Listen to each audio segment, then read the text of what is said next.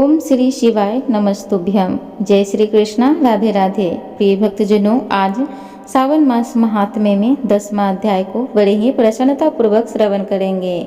आज के अध्याय में शनिवार को किए जाने वाले कृत्यों का वर्णन का हम सभी बड़े ही प्रसन्नता पूर्वक श्रवण करेंगे। तो चलिए कथा को श्रवण करते हैं। ईश्वर बोले, हे सनंत कुमार, अब मैं आपसे शनिवार व्रत की विधि का वर्णन करूंगा, जिसका अनुष्ठान करने से मंद तत्व नहीं होता है। श्रावण मास में शनिवार के दिन नृसिंगी, शनि तथा अंजनी पुत्र हनुमान, इन तीनों देवताओं का पूजन करना चाहिए। दीवार पर अथवा स्तंभ पर नरसिंगी की सुंदर प्रतिमा बनाकर हल्दी युक्त चंदन से और नीले, लाल तथा पीले सुंदर पुष्पों से लक्ष्मी सहित जगतपति नरसिंही का भली भांति पूजन करके उन्हें खिचड़ी का नैवेद्य तथा कुंजर नामक साग का भोग अर्पण करना चाहिए। उसी को स्वयं भी खाना चाहिए और ब्राह्मणों को भी खिलाना चाहिए। तिल का तेल तथा घृत स्नान भगवान नरसिंही को प्रिय है। शनिवार के दिन तिल सभी कार्यों के लिए प्रशस्त है। शनिवार के दिन तिल के तेल से ब्राह्मणों तथा सुवासिनी स्त्रियों को उपटन लगाना चाहिए तथा कुटुंब सहित स्वयं भी संपूर्ण शरीर में तिल का तेल लगाकर स्नान करना चाहिए तथा उड़द का भोजन ग्रहण करना चाहिए। इससे भगवान नरसिंही प्रसन्न होते हैं। इस प्रकार सावन मास में चारों शनिवारों में इस व्रत को करना चाहिए। जो ऐसा करता है उसके घर में स्थिर लक्ष्मी का वास रहता है और धन्य धान की समृद्धि होती है। पुत्रहीन व्यक्ति पुत्र वाला हो जाता है और इस लोक में सुख भोग कर अंत में वैकुंठ प्राप्त करता है। नरसिंही की कृपा से मनुष्य की चारों दिशाओं में व्याप्त रहने वाली उत्तम कीर्ति होती है। हे सौम्य, मैंने आपसे नरसिंह का यह उत्तम व्रत कहा है। हे सनंत कुमार, अब शनि की प्रसन्नता के लिए जो करना चाहिए उसे सुनिए। एक लंगड़े ब्राह्मण और उसके अभाव में किसी ब्राह्मण के शरीर में तिल का तेल लगाकर उसे उष्ण जल से स्नान कराना चाहिए और श्रद्धा पूर्वक नरसिंही के लिए बताए गए अन्न अर्थात खिचड़ी उसे खिलानी चाहिए। उसके बाद तेल, लोहा, काला तिल, काला उड़द, काला कंबल प्रदान करना चाहिए। इसके बाद व्रती यह कहे कि मैंने यह सब शनि की प्रसन्नता के लिए किया है, शनि देव मुझ पर प्रसन्न हो। उसके बाद तिल के तेल से शनि का अभिषेक करना चाहिए। उनके पूजन में तिल तथा उड़द के अक्षत अथवा चावल प्रशस्त माने गए हैं। हे मुने, अब मैं शनि का ध्यान बताऊंगा, आप ध्यान पूर्वक सुनिए।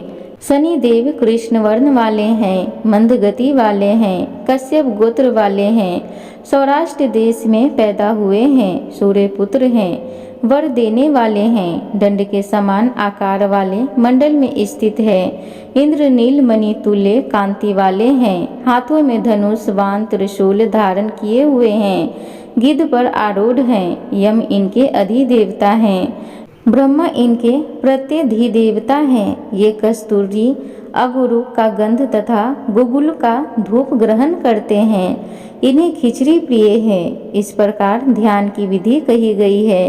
इनके पूजन के लिए लौहमयी सुंदर प्रतिमा बनानी चाहिए।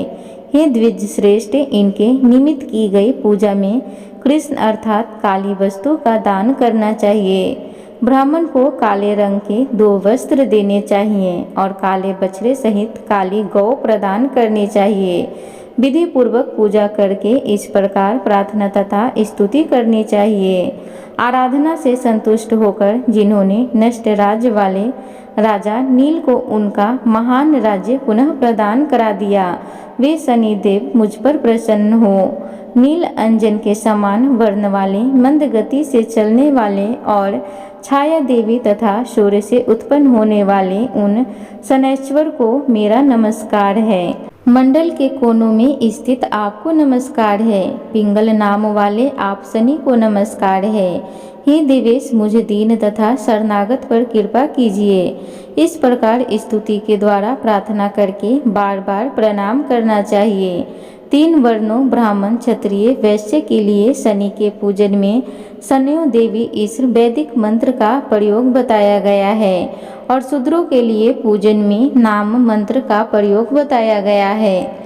जो व्यक्ति तदचित होकर इस विधि से शनिदेव का पूजन करेगा उसे स्वप्न में भी शनि का भय नहीं होगा। हे विप्र, जो मनुष्य श्रावण मास में प्रत्येक शनिवार के दिन भक्तिपूर्वक इस विधि से इस व्रत को करेंगे उन्हें शनैश्चर के द्वारा लेस मात्र भी कष्ट नहीं होगा। जन्म राशि से पहले, दूसरे, चौथे, पाँचवें, सातवें, आठवें, नौवें अथवा 12वें स्थान में स्थित शनि सदा कष्ट पहुंचाता है। शनि की शांति के लिए सम अग्नि इस मंत्र का जप करना बताया गया है। उसकी प्रसन्नता के लिए इंद्र नील मणि का दान करना चाहिए। हे सनंत कुमार, इसके बाद अब मैं हनुमान जी की प्रसन्नता के लिए विधि का वर्णन करूंगा। हनुमान जी की प्रसन्नता के लिए श्रावण मास में शनिवार को रुद्र मंत्र के द्वारा तेल से उनका अभिषेक करना चाहिए। तेल में मिश्रित सिंदूर का लेप उन्हें समर्पित करना चाहिए। जपा कुसुम की मालाओं से, आक धतूर की मालाओं से, मदार पुष्प की मालाओं से, बटक बर का पेड़ से, नैवेद्य से तथा अन्य उपचारों से भी यथाविधि आपने समर्थ अनुसार श्रद्धा भक्ति से युक्त होकर अंजनी पुत्र हनुमान जी की पूजा करनी चाहिए। इसके बाद बुद्धिमान को चाहिए कि हनुमान जी की प्रसन्नता के लिए उनके 12 नामों का जाप करे। हनुमान, अंजनी सुनु, वायुपुत्र, महाबल, रामेष्ठक, फाल्गुन सखा, पिंगाक्ष, अमित विक्रम, उदयाधिक्रमण, सीता शोक विनाशक, लक्ष्मण प्राणदाता और 10 ग्रीव व पर्दा, यह 12 नाम हैं। जो मनुष्य प्रातःकाल उठकर इन 12 नामों को पढ़ता है उसका अमंगल नहीं होता और उसे सभी संपदा सुलभ प्राप्त हो जाती है। इस प्रकार श्रावण मास में शनिवार के दिन वायुपुत्र हनुमान जी की आराधना करके मनुष्य ब्रज तुल्य शरीर वाला, निरोग तथा बलवान हो जाता है। अंजनी पुत्र की कृपा से वह कार्य करने में वेगवान तथा बुद्धि वैभव से युक्त हो जाता है।